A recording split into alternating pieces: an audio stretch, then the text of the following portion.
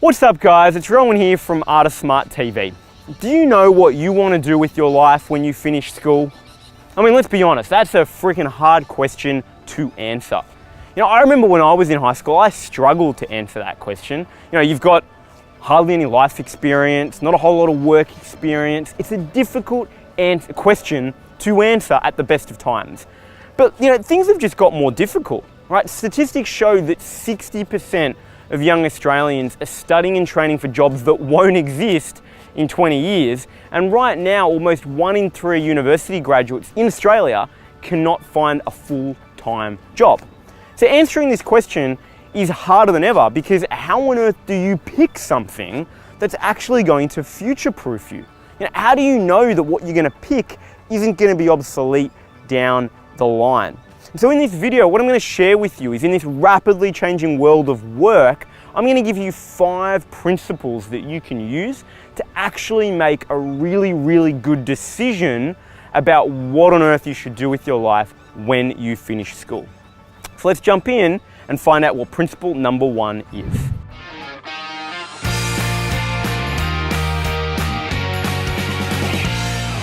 So the first principle in thinking about answering that question of what am I going to do with my life when I finish school is to focus on breadth rather than vocational specificity. What on earth does that mean? Well, my point here is that if 60% of people are training and studying for jobs that will no longer exist in the future, you run a really big risk if you pick a very specific degree or study pathway that's all about training you for a specific career, that by the time you graduate, that career is no longer actually in demand, and that career may no longer even exist. It may be automated. So my point here is that if you make a choice that's very narrowly focused on a career, when you come out of that degree, first of all, you've actually got a limited range of options for yourself. And given the statistics show that you're going to have 17 different jobs over 5 different careers and industries, it means that you actually need greater flexibility than focus in a specific area. And so as a result, if you optimize now for a very specific degree, you're going to come out and maybe not have that degree of flexibility that you're going to need. And secondly, the job market have changed so much that the degree that you did pick that you thought was all the rage and in demand is no longer in demand by the time that you get there. And so as a result, what's more important is to actually focus on breadth. It's to look at broad degrees that will actually enable you to go in and build a breadth of skills so that when you graduate, you're going to be more resilient and flexible to a changing job market.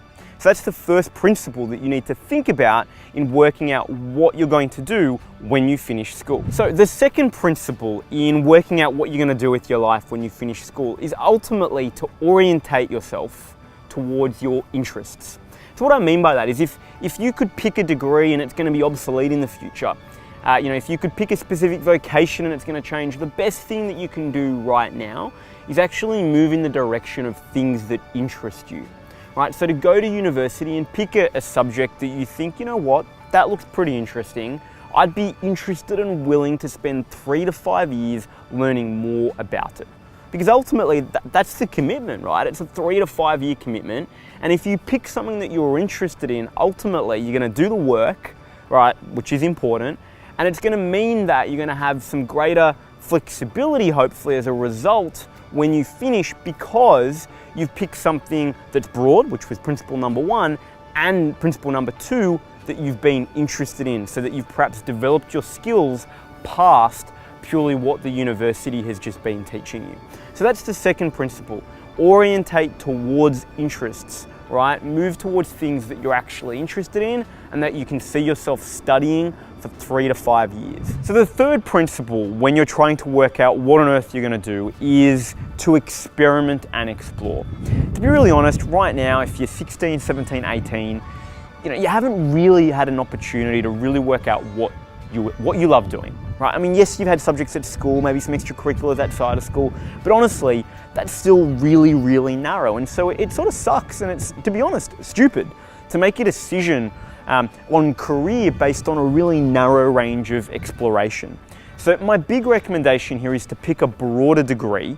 Sometimes double degrees can work really well for this, that enables you to experiment and explore, to take lots of different subjects so that you can find out what you love through that experimentation process. And look, there's a great story here. Steve Jobs, he credits the work that he did at Apple, in transforming Apple and making it into the powerhouse it is today, based on his calligraphy class that he took at Stanford. Now, he wasn't taking calligraphy, he wasn't doing art in any way whatsoever, but he experimented and he explored. And what that did was, one, it gave him a passion for the aesthetic, right? It gave him a passion for creating beautiful things.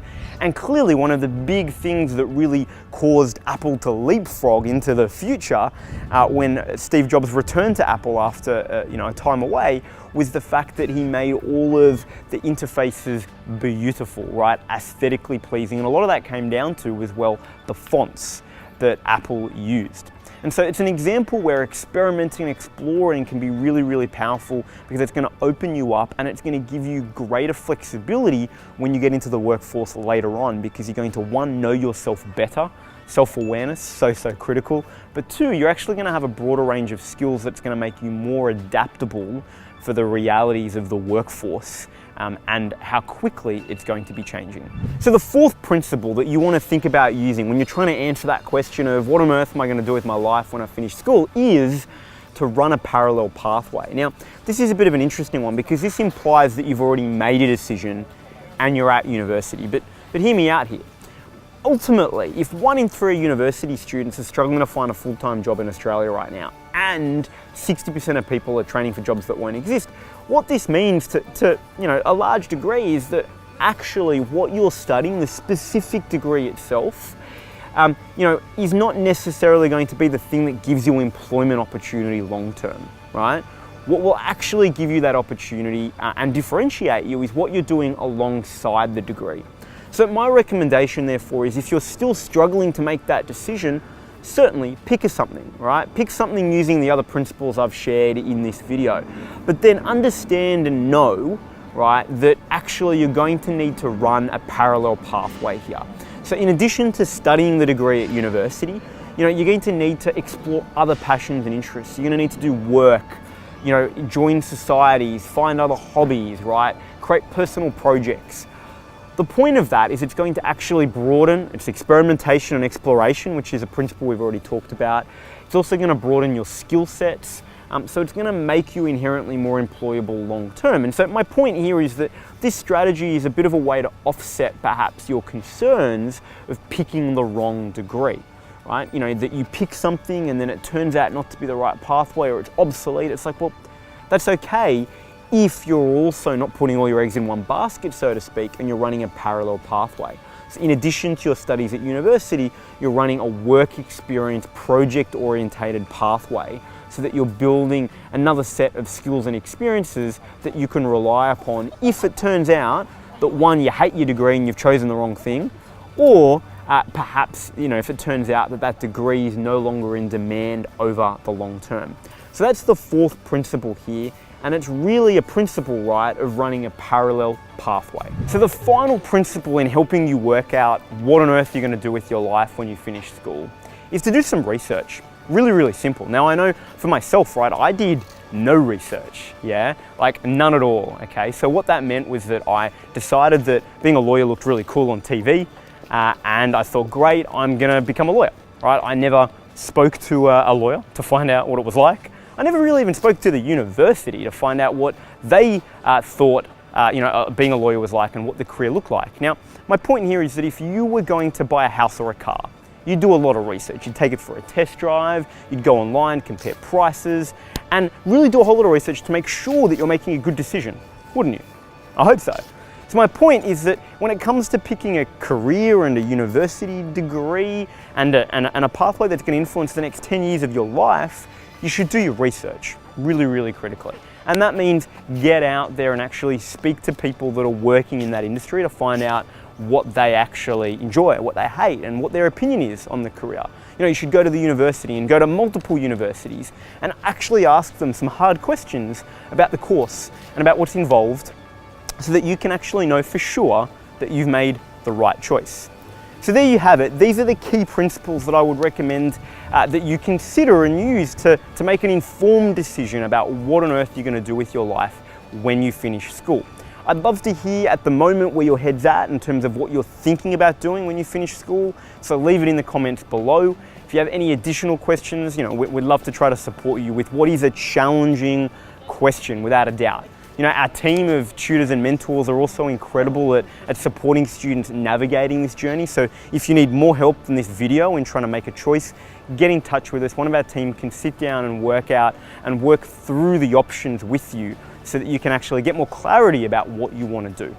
Now, of course, if you haven't already, hit the subscribe button. We do videos every single week, and so that means that I will see you next week.